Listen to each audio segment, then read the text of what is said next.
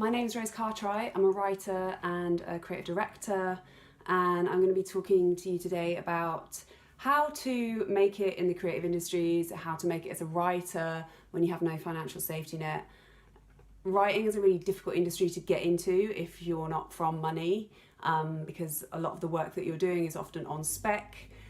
You're often pitching with no guarantee of any income at all. So how do you do that when you're broke and when everyone in your family is broke? I'm going to be talking you through my career and how I got to the point of being able to make a living from my writing. And I'm going to be giving you some hints and tips, and I'm going to be answering some questions as well. So a little bit about me, about my career. Today I work as a writer, a creative director. I'm an author in that I've written one book so far. I suspect at some point I'll write another one, but not yet, because my main focus right now is screenwriting. I've written 3 pilots, and 2 of those pilots are in development. In the past I've written short films and short stories and articles, and I've also done a lot of commercial work for brands. So really, in terms of writing, I'm a jack of all trades. I've kind of done it all. I hope this session will be useful for anyone who's curious about the arc of a writing career. I mean, I'm using past tense, like, you know, I'm fucking retired. I'm only 34, but you know, the arc of a career that goes from basically being completely unestablished and scraping around for pennies and having security and having a sense of satisfaction in my work. At no point was it obvious that A would get to B. I hope this will be useful for anybody who is at the start of their career and who is broke and who is wanting to make a living out of writing, but wondering how the hell you climb this mountain. Because it's a very smoke and mirrors industry. Like, until you're in it, it's very impenetrable.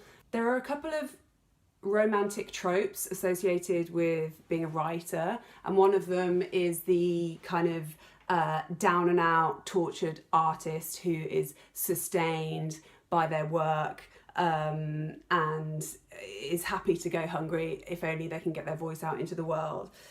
The other one is the kind of effete socialite who swans about literary salons and doesn't ever have to worry about an income because grandpapa was a count.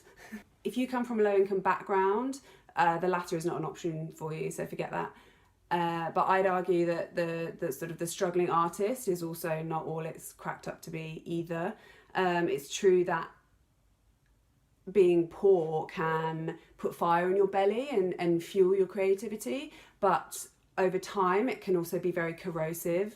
Stress is not good for your system, and it can be really difficult to write through stress. I think it's really easy to idealise and romanticize this idea of being penniless but an artist. But anyone who's been there knows that it's actually really fucking hard. So what I am going to try and do today is talk you through how to get balance in your writing career between being sustained financially but also creatively. So at school I was told I would be a teacher or a journalist, both of which sounded really incredibly boring to me. And when I left school, I did an internship at the Birmingham Post. And I remember I wrote an article about men in suits. I think it was called something like the strange allure of men in suits, which really isn't that strange if you think about it. But yeah, it was basically all about how, as a 16-year-old, I had a massive crush on Krishnan Guru Murthy and Jeremy Paxman. And they published it, and that was the first thing that I got published. I remember being very proud of that. I then went to university to study English, and I want to talk to you in more depth later about university and the question of whether to study writing, whether not to, whether to get a degree, because I don't think that's a given for people from low income backgrounds. That's a huge amount of money to invest, and it's a big question whether or not it's worth it. I studied English. I basically fucked around for 4 years. When I went to university, at the time, the family, I should probably I should probably just paint a picture of the family finances anyway, without going into too much detail. I don't want to over-egg the pudding by virtue of the fact of being born a white woman in a racist country, a straight woman in a homophobic country, a cis woman in a transphobic country. You know, my privilege has been huge, and I'm well aware of that. I have my eyes open to that. Ways in which I did struggle were that there was a lot of very serious mental ill health in my family, and there was no money. And for large swathes of especially my teenage years, there was a lot of reliance on benefits, incapacity benefit, dad being on the dole. I was one of 4 kids, so it was very stretched and very stressful. And when I applied for uni, I obviously got maximum loan because it was all means tested, which in one sense was a good thing because it meant that I got £4,000 a year, which at the time was a vast fortune, but also kind of a bad thing because you have to pay it back. And I don't think anyone ever really explained that to me, or I hadn't fully grasped that. I hadn't fully grasped what 3, or in fact what ended up being 4 years at £4,000 a year would actually cost me in the long run. You know, I came out of it. I did 4 years because I dropped out because I was mentally ill myself. So my next thing after my infamous Krishna Guru Murthy article was I was writing a fashion blog, which was like a satire on the kind of oily excesses of fashion editorial, which I just found really nauseating. Even though I loved reading Vogue, I was just like, are these people real? And it was called Fashion Tosh, and I pitched it to Private Eye as a column, and they weren't interested. But I got a note back from the editor, and it just said, "Good, but not for us, Ed." And it was my first rejection letter, and I was really proud of it. After uni, I put my literature degree to great use. I started working in a call centre in a bank, and I was supposed to be collecting debt. I got the sack from there because after 5 months I didn't collect a single bit of debt from anybody because I just didn't have the heart. But what I did do while I was there is I wrote on their time, which I didn't feel guilty about at all. I was writing little 100-word reviews of bars and clubs and restaurants in Birmingham, and doing that, spinning those plates, again, I was always just trying to find ways to write on the side of earning money. What that did was that when I saw an advert come up for an internship in London to write reviews for a kind of Time Out rival, now extinct, that had some experience. I had some little clippings that I could say, look, I've done this before. So thanks, RBS, you pricks. So I moved down to London. I say moved down, I didn't have anywhere to move. I lived on people's sofas and in their beds for 3 months. There was just no way that I could afford rent. I got paid £25 a week for my efforts on the electronic music desk. And sometimes they didn't even pay me. And I remember causing like a big stink because I was sort of like, I had to nag the editor for about the 3rd time that week. And I was like, really, really sorry, but is it possible that I could get my £25? And he fucking lost it, not at me, but he went into the CEO's office and was just like, are you serious? You're not paying this 22-year-old her £25 a week. Anyway, that wasn't enough to live on, so I'd skive off once a week and go and sign on the dole down in Hoxton. And it was really fun. I got to write reviews about shit and go to stuff for free. Which I highly recommend if you want to be a junior writer. Like, try and review stuff because you get sent shit and it's great. I remember my friend at this company and we got sent on this like PR trip to this like country estate. And she got a bag of coke in, like tour around on like a golf cart of this like 5-star hotel. And we had this like Michelin star meal, which was just, I don't know, 500 quid a head or whatever. obviously we weren't paying for it at 22, and it was the first time that I experienced morals, not like your moral compass, but the mushroom. My time at the events guide was quite short-lived. It's 3 months long, and then after that I was just looking for basically any work, and I saw that this company called Groupon was looking for looking for writers to write their advertorial copy, which was just so shockingly bad I can't even put it into word. Like the copy, the writing was horrific, but I was like, look, if they're going to pay me to write this tribe, I'm on board.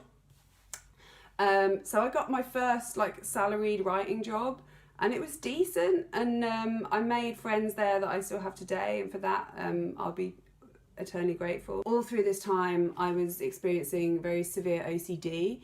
I was having intrusive thoughts, intrusive sexual thoughts, intrusive doubts about my sexuality, intrusive violent thoughts, and I was almost not able to work. I was so ill. I'd already dropped out of uni once. I was self-harming, I was bulimic. It was a really bad time in my life, and of course I was broke. And I, you know, it's funny, I talk about adverse experiences putting like a fire in your belly. Like I think without all of that, I wouldn't be where I am in my career now, because I had this story to tell that I knew had never been told before, and that was like catnip for me. Like I was young, I was ambitious, I was like, I have to get this story out of me.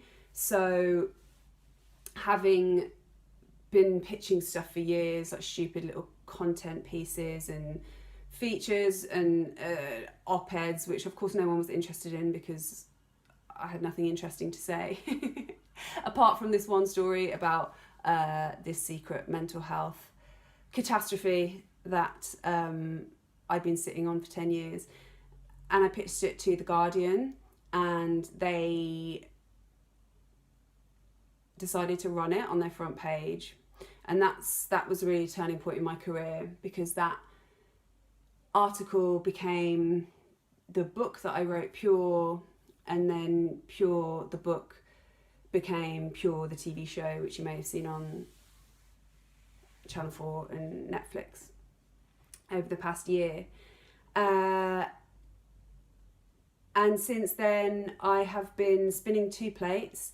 I have been building what I call the creative side of my career, which includes Pure and my screenwriting career, and the stuff that just comes from this deep part of me, just from somewhere below my heart, deep down in the pit of my stomach. And the more lucrative but more soul-destroying commercial side of my career. So I'm a creative director as well in commercial land, in ad land. Now at the point in my career where I have representation from agents both in the UK and the US, and I am writing original pilot screenplays and selling them, which is amazing, which finally I've kind of managed to marry the lucrative side with the creative side. It took 10 years, so buckle up, because it's a long road. I have at the top of my list here, write books, which quite frankly I don't even know why I've included. Unless you're shifting serious thousands of copies, it's going to be really, really hard for you to sustain yourself financially, let alone a family, off of publishing. I've also written ghostwriting on my list.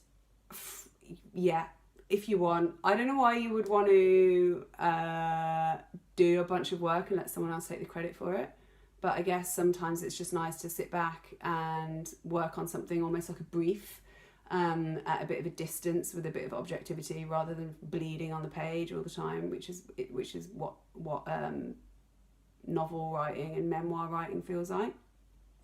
You can be a journalist, of course, and remember there's all sorts of different types of specialisms in journalism, from like fashion or food or travel.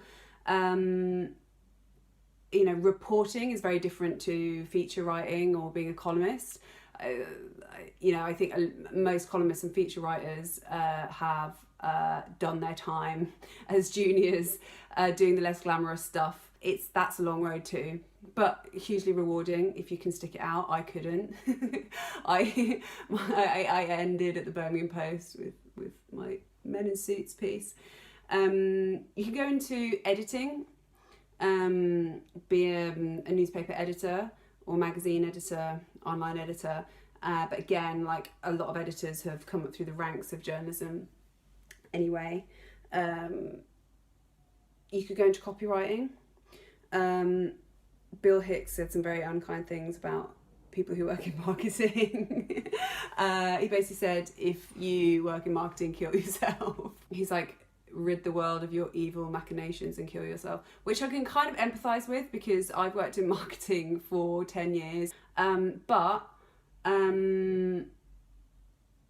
it can be a good yin to the yang of doing creative work that is meaningful. I wouldn't have had the time or the resources to, for example, be part of Made of Millions, the mental health non-profit I co-founded, or I wouldn't have had time to write Pure, or have had time to devote to all the speculative scripts that I've pitched if it wasn't for advertising. So I owe it that, but that's where my affection sort of ends.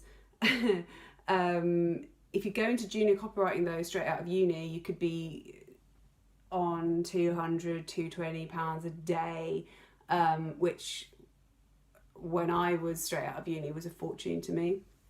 That's if you're freelance, of course.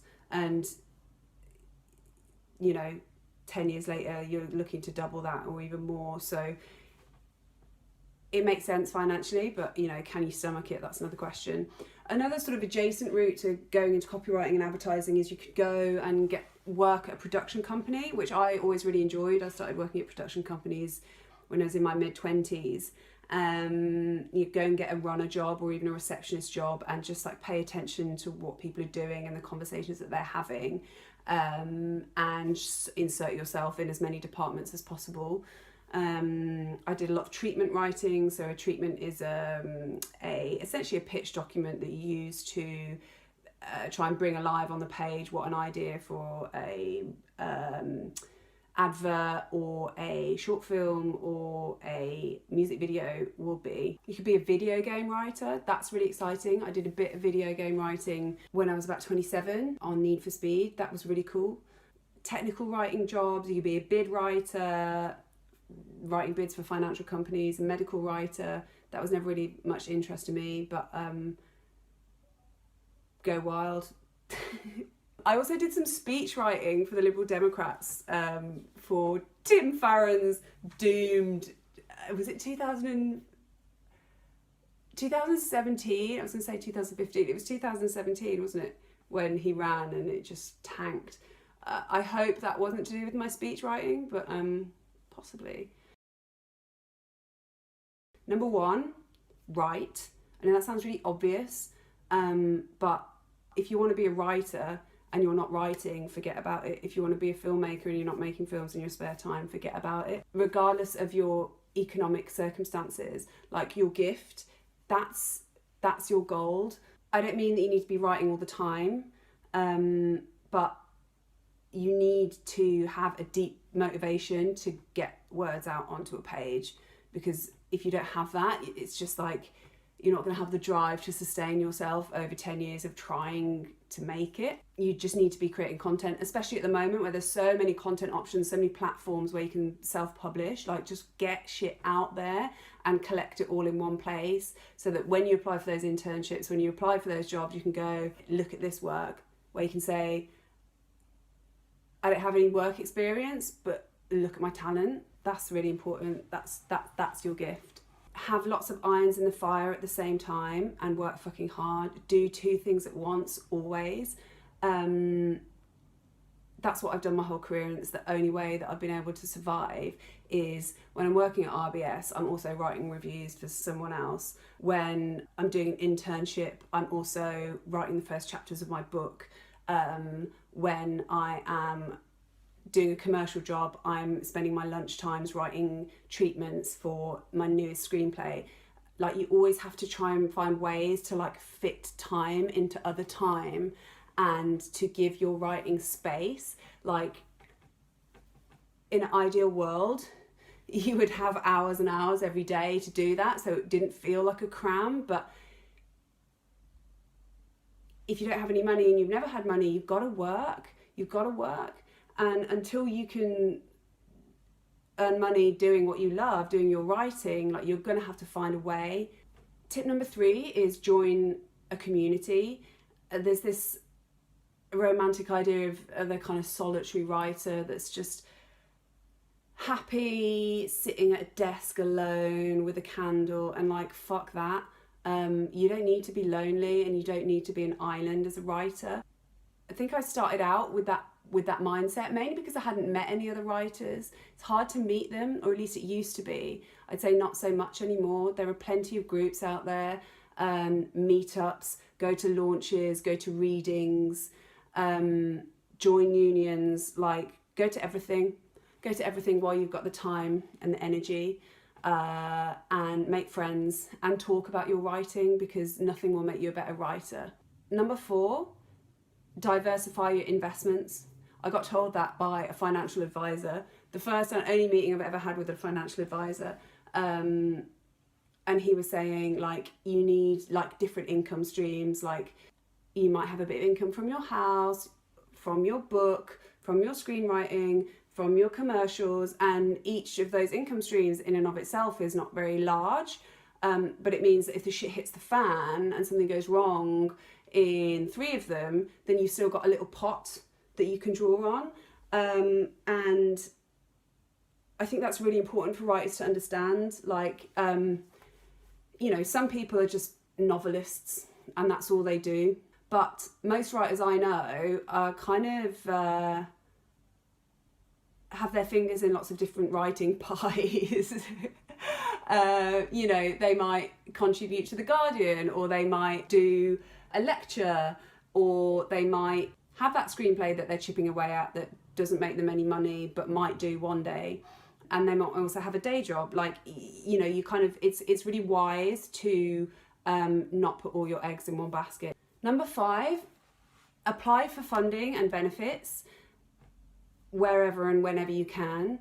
When I was applying for university, at the time my mum was very sick, and there was very little money at home, and I applied for a bunch of educational grants to help me go to university. I think I found it literally through looking in the paper and going to the local library. This was very early internet stages.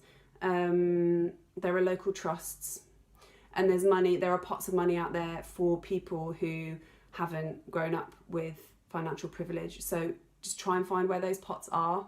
Number 6, if you're going to work for free, make sure you're getting value out of it. It's a real catch-22, and it's a conversation that I've had with a lot of writers over the years, is like, this could be a really amazing opportunity for me, but they're not offering any money, and that will be familiar to anyone who works in the creative industry. It's like, oh yeah, I mean, it'll be a great experience, it'll be a great thing to have on my showreel, great thing to have in my book, but yeah, there's no money.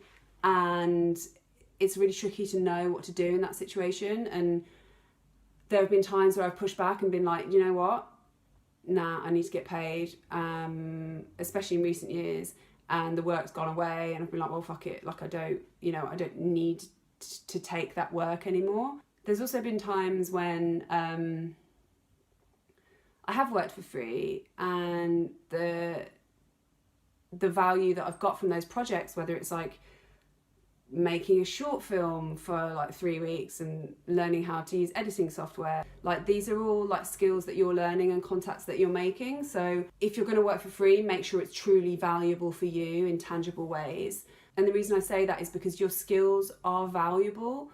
Just because they're soft skills, whole industries are built on soft skills. Like, you're the talent, remember that. Like, you have the goods, and you need to know your worth and stand up for it. That's really, really important. Should I be employed or self-employed? That's a really tricky one. I spent 9 out of 10 years of my writing career so far. Do you know what I'm saying? 10 years, not 10 years, 12 years. I've spent 11 out of 12 years of my writing career self-employed, and that's served me really, really well, because freelance day rates tend to be much higher than the equivalent on a salary, and also it kind of gives you the flexibility to drop a project and pursue another one if you need, if something comes in, or I don't know, it gives you freedom. And then in January 2020, I took on a part-time 3 days a week creative directing job, which gave me 3 days of guaranteed income and also left me with the rest of the week to pursue my own projects. And that felt like a big step for me. That was the first time I'd done that, essentially, since I'd been 25, first time I'd been employed. And like, thank God I did, because then coronavirus hit and the world turned upside down. So if you'd asked me 6 months ago, I would say absolutely go out on your own, set up your own company, do your thing, be your own free writing agent. But that's a really risky strategy now. Personally, right now, I'm so glad to have the support of an employer. That's it. How do I do an unpaid internship when I'm broke? That's so difficult because often internships are the gateway into a career. And I actually kind of hate that employers offer unpaid internships. I think it's bullshit. After uni, when I moved back to my mum and dad's in West Midlands, I lived there for a few months when I was working at RBS. And I was from there in Stourbridge near Birmingham. I was applying for internships in London, and I applied for this one internship at, as a kind of a well-known entertainment brand that has like venues and puts on events. They loved my work, my little bits of writing that I'd been doing up to that point. I would have been 21 at the time, 22. And they emailed me back and said, great, when can you start? And I was like, I knew it was unpaid, but I was like, are you able to cover my expenses? And the gaffer emailed me back and said, no, sorry, we don't cover expenses. So I had to turn it down. And then a few years later, I read an article written by said gaffer in the Telegraph. And he's a sort of well-known London media mogul, complaining about gentrification and how it was preventing kids from poor backgrounds from accessing the industry. And I was just like, you fucking bullshitter. So I tweeted at him. I didn't call him a fucking bullshitter, but I just pointed out that X number of years ago he had refused to pay my expenses, and that meant that my access to his industry had been blocked, and he apologised profusely. The reason I tell that story is because be vocal, stand up for yourself, stand up for what you think is right. Your pluck might be the thing that makes someone give you a job one day, and don't let anybody make you think that you're less because you don't have the privileges that they had. I don't want to romanticise having grown up with very little money, because it was really difficult at times, but I also don't think my writing would be what it is today without that.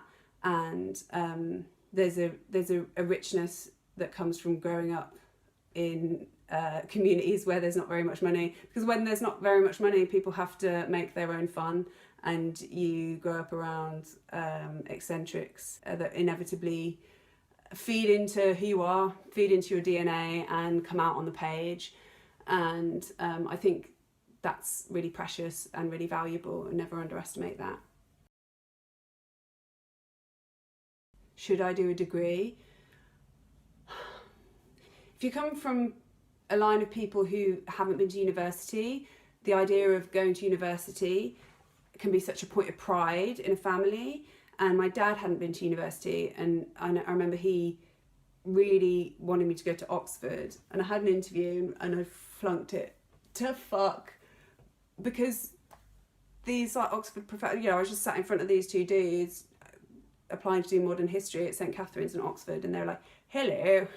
Mate, I don't know, like, I'm really sorry, I don't even understand what you're asking me. I'd never met people that were that posh before, and it was intimidating and weird, and I was up against people who'd been groomed for positions like that since they were 11 years old. So I didn't get in, and I remember my dad being really disappointed. So I do understand. I ended up going to Leeds, by the way, and much better off for it. But I understand that that uni can be a point of pride and an aspiration, but it's also really fucking expensive. I don't even know how expensive it is now, but yeah, I came out of it with 18 grand's worth of debt, which I'm still paying off, and I don't think I ever really understood that I would have that. In 15 years time, you're still going to be saddled with debt. I've still got 6 grand of debt, which is not nothing. And honestly, in terms of career, my degree was fairly useless. The only time I needed a degree was for that first internship I had at that doing the reviews at that Time Out rival, and they were like, you need a degree to apply. But my writing I don't think was any better out the other side of getting my degree, which is saying something. Or I don't think it had improved by virtue of the fact that I was growing up as a person, but I think I could have found ways for it to improve otherwise. And to be honest, I would have probably just lied about the fact that I had a degree anyway. Like, that's literally the only time I've ever been asked. I think if you're a self-motivated person, you can educate yourself, and you can, one, read well and actually know the classics, because they're really important, and give yourself a good literary historical education and get a good bird's eye view of where you're coming from as a writer, whatever your cultural background. If you can do that off your own steam, I don't see why you should spend 18 grand getting fucked up 5 nights a week, doing all the booze and the drugs, just for the experience of living away from home. I don't know. I reckon if I'd have moved down to London and I got a office junior position at a production company, I would have been better off. And 2, learn story structure.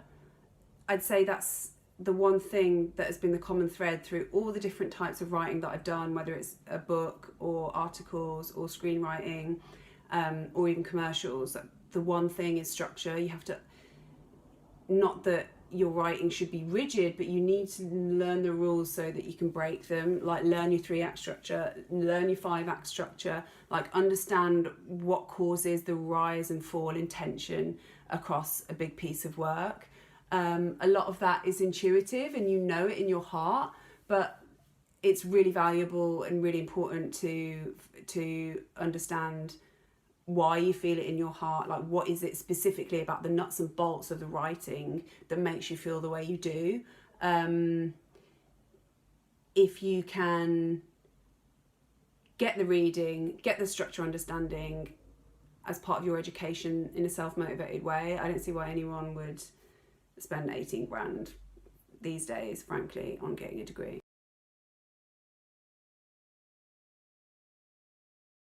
I think if you know what it's like to be a child and to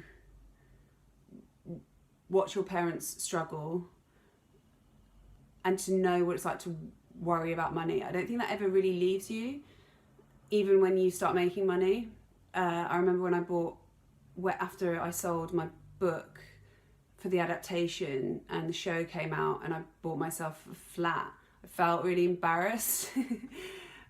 I felt like I didn't really own it. I would like to be able to really step into my career and feel like I own it, but actually I feel like the whole thing has been a fluke, and you hear writers across the board say that I feel like an impostor, and I think that's because we tend to be quite introspective people. I'd like to not feel like that, but then also I wonder, would I even bother trying to get my voice out there if I had that God-given self-assurance that so many people that I meet seem to have. I don't know. If you're a young person and you want to make a career out of writing, then absolutely 100% go for it with all of your heart, and be prepared that it's going to hurt, and that it's going to be full of compromises. But the things that you think of as your weaknesses will probably become your strengths. And that's a story in and of itself.